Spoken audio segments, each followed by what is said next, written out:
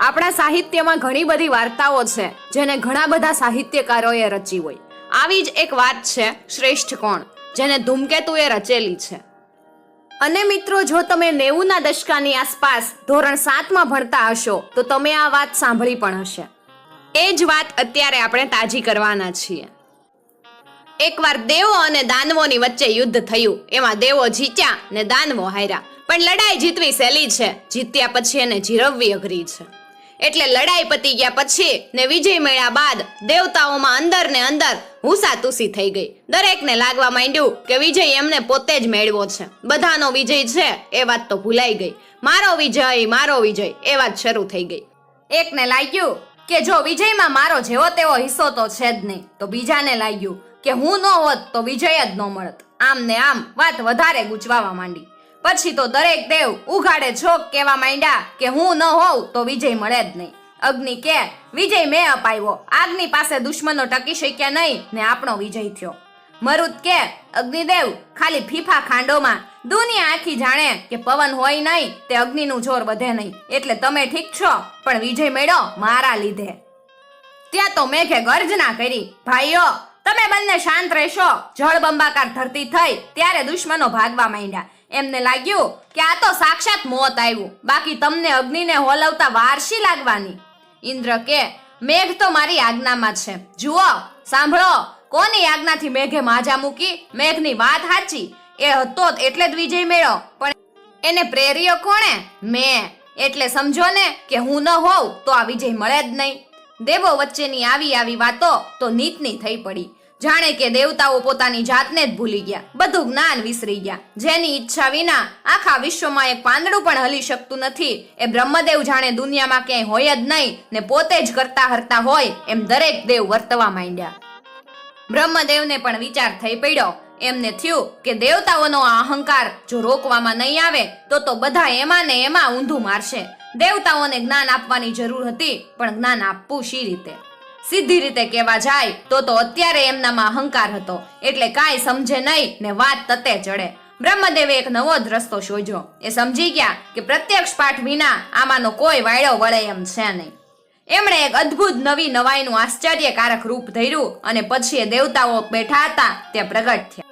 એમનું આ રૂપ કોઈ સુંદર યક્ષના રૂપ જેવું હતું.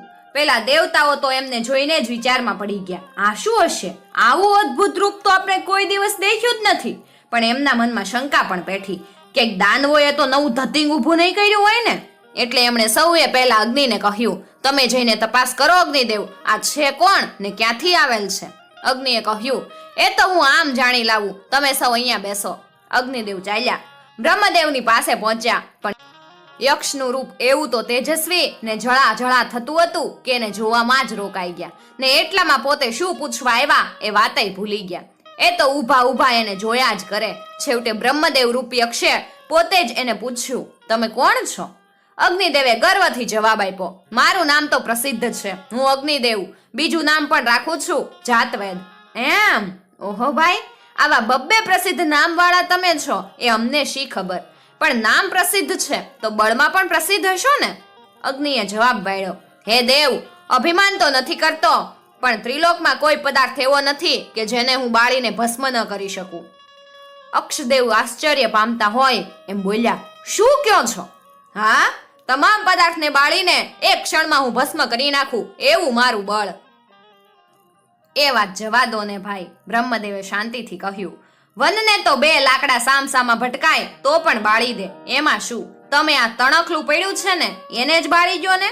અગ્નિદેવે ગર્વથી કહ્યું, અરે એમાં તે કઈ તાકાત આજમાવા જેવી છે? એને તો જરા કડું ત્યાં જ ભસ્મ. જુઓ. એમ બોલતા જ અગ્નિદેવે એક જ્વાળા ફેંકી, પણ તણખલું તો હતું એમનું એમ પડ્યું રહ્યું. અગ્નિદેવ ભોઠા પડી ગયા. ત્યાં બ્રહ્મદેવે ટાઢી રીતે કહ્યું, સૂકું છે ને એટલે બળતું નહીં હોય. અગ્નિદેવે તો તરત પોતાની બધી જ્વાળા વેગ ભેગા કર્યા ને પેલા સૂકા તણખલા ઉપર પ્રચંડ ધસારો કર્યો, પણ બાળવાનું તો બાજુએ રહ્યું. તણખલાનો એક જરા જેટલો ભાગ તો ગરમ થાય તો રંગ બદલાય ને, પણ એ તો હતું ને એવું જ રહ્યું. તણખલું ગરમ પણ ન થયું. અને વળી મશ્કરીમાં હસતું હોય એમે સૂકું ઘાસ જાણે અગ્નિદેવને ખડ હસતું લાગ્યું.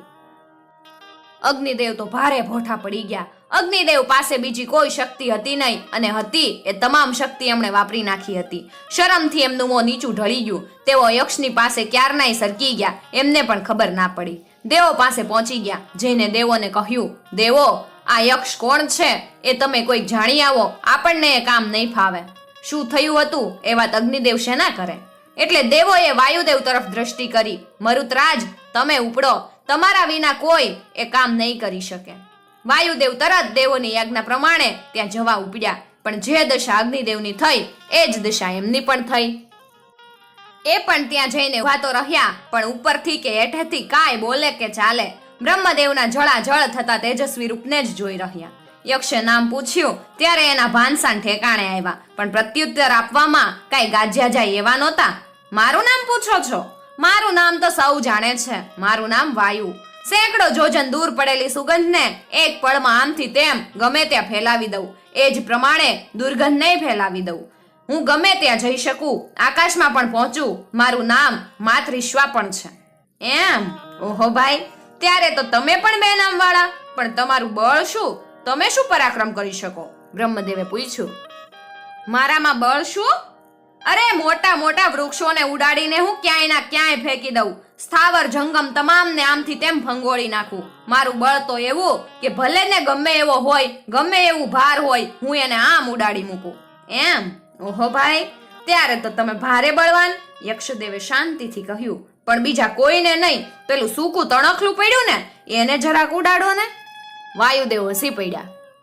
સૂકું તણખલું ઉડાડવું એમાં શી મોટી વાત હતી? પ્રચંડ વેગથી એ તો ધસ્યા તણખલા ઉપર કે જોયે બિચારું ઉડે તો જાતું સમુદ્રમાં જ પડે. પણ થોડી વારમાં વાયુદેવનો વેગ થંભી ગયો. એ રાતા પીળા થઈ ગયા. ભોય ઉપર નજર કરી તે શરમથી કાળા મેષ થઈ ગયા. એ મનમાં જ મૂંઝાઈ ગયા. અર્ર, આટલા પ્રચંડ વેગથી તો આખા ડુંગરાના ડુંગરા ઉખડી પડે ને આ તણખલું તો ખસ્યુંય નતું. આ શું કહેવાય?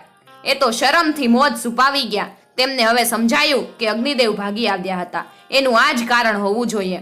એની આવી જ હાલત થઈ હશે. એવો પણ ડાહપણથી પીછેહટ કરી સરકી ગયા. હવે દેવતાઓએ વાયુને પણ પાછા આવતા જોયા એટલે એ તો ચિંતામાં પડી ગયા. આવા બે સમર્થ દેવો પાછા આવ્યા એટલે બીજો કોઈ જવાની હિંમત જ શેનો કરે? એટલે પછી ઇન્દ્રદેવને વિનંતી થઈ. ઇન્દ્રદેવ પોતે ચાલ્યા, પણ અગ્નિદેવ અને વાયુદેવ કરતા જો એ બળમાં ચડે એમ હતા તો અભિમાનમાં પણ ક્યાં ઉતરે એમ હતા.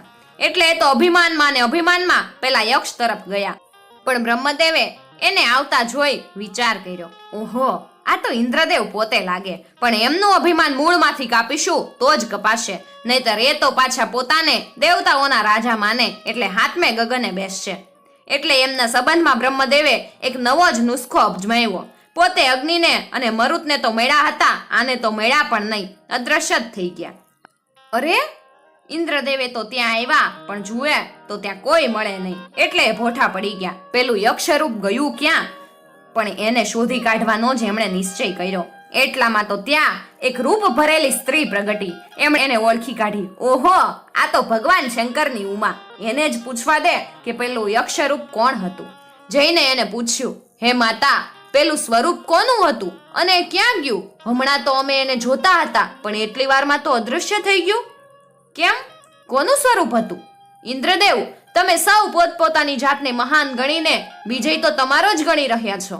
પછી એ રૂપ કોનું હતું એ જાણીને તમારે શું કરવું છે? વિજય તો તમારો જ છે. પછી શું?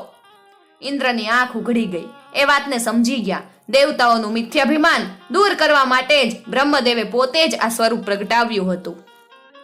ધૂમકેતુએ પોતાની બુક ઉપનિષદ કથાઓ લખેલી અને એ જ બુકમાંથી આ વાર્તા લેવામાં આવી છે.